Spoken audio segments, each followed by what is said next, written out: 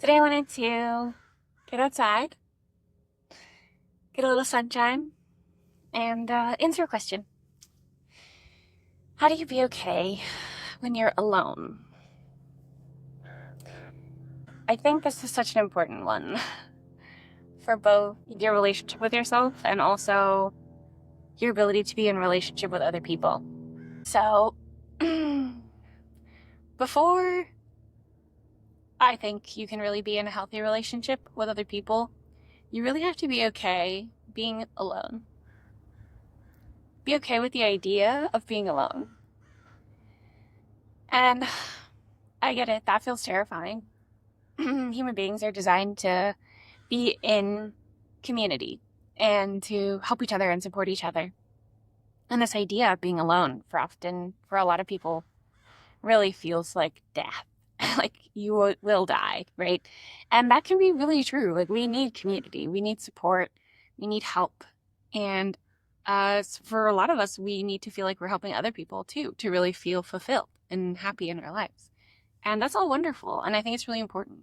But I do think that we focus so much on being in relationships that we do not learn how to be alone.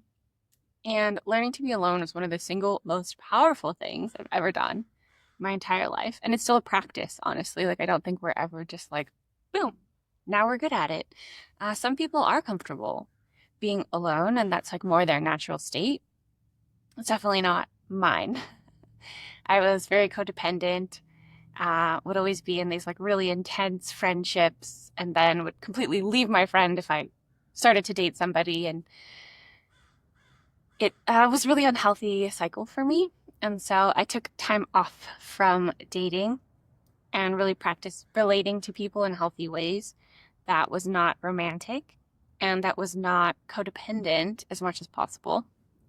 There's really a difference between interdependence and codependence. And interdependence is supporting one another, showing up for each other, helping each other, but without this idea that if they don't do this thing that you need, everything is over or bad or terrible. Like codependence is this idea that you need them and that they need you. It's this really intense, connective, like enmeshment of people.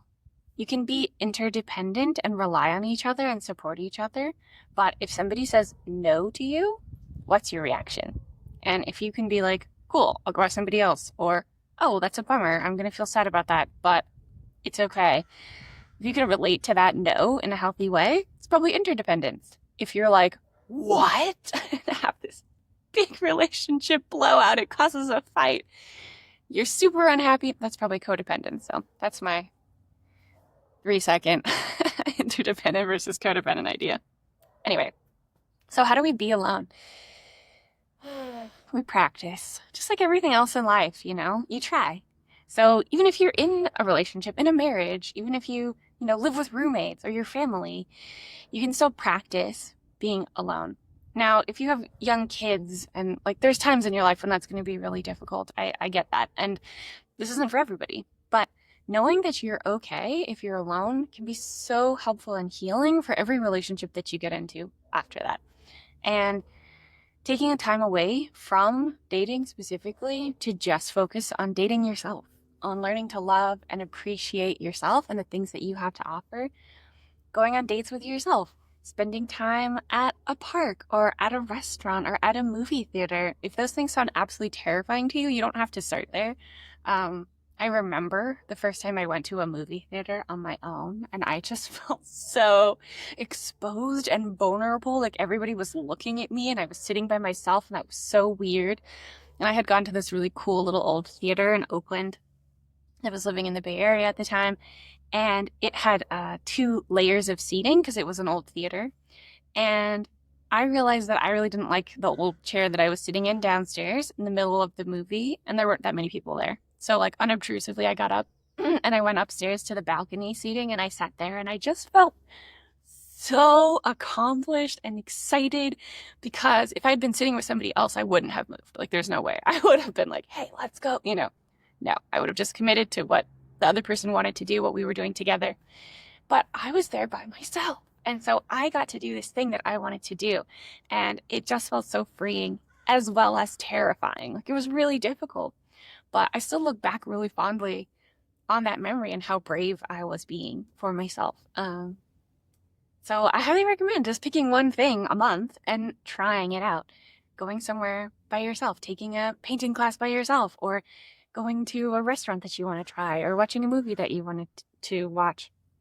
Even just picking a show that you want to watch by yourself at home can be really good. And if you are in a relationship and you're like, well, like I can't do that, there's parallel play. So learning to do something on your own in the same space as somebody else can also be a practice of being alone, right? Even though somebody else is there. I highly recommend that.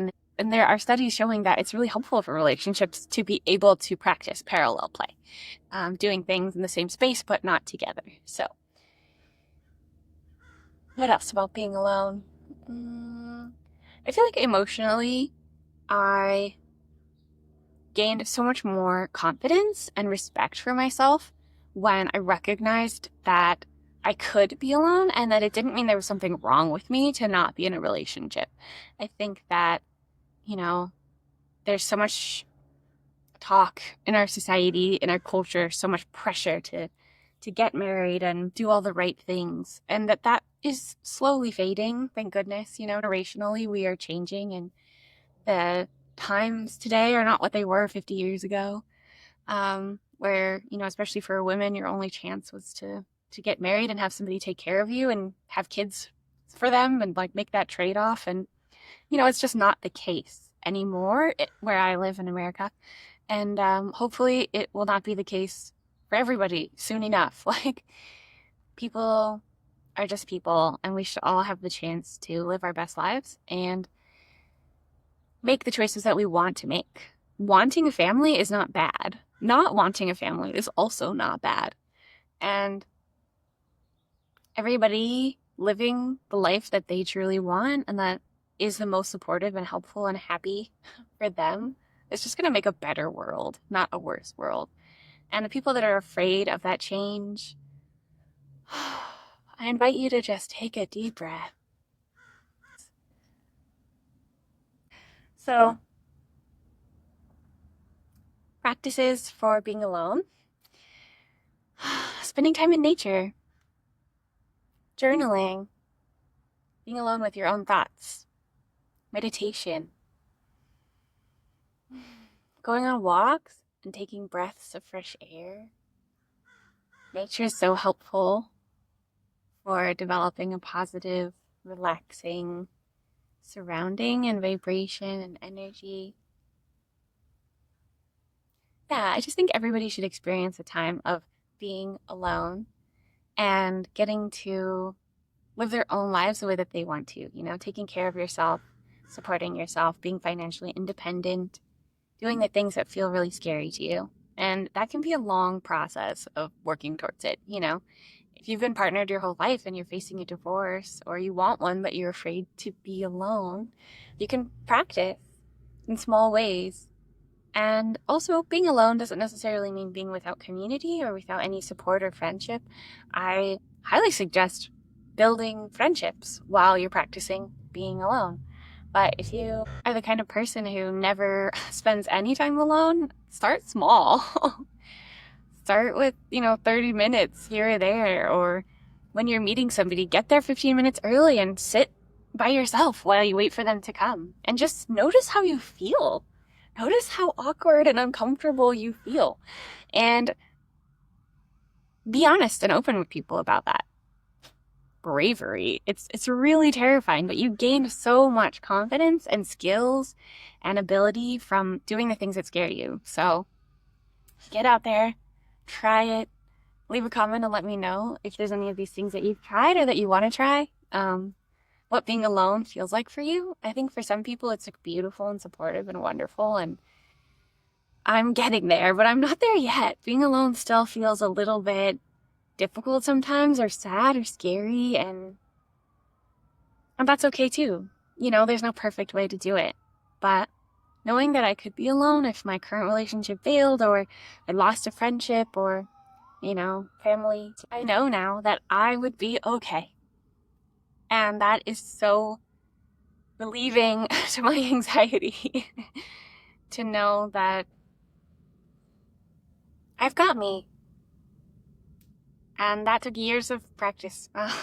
For some people, it will happen faster than that, but prioritize aloneness some of the time and just see how much you blossom and grow and develop. Yeah. Thanks for coming along with me today. I hope you have a lovely day, a lovely week, and a lovely life. I'll see you next time. Bye.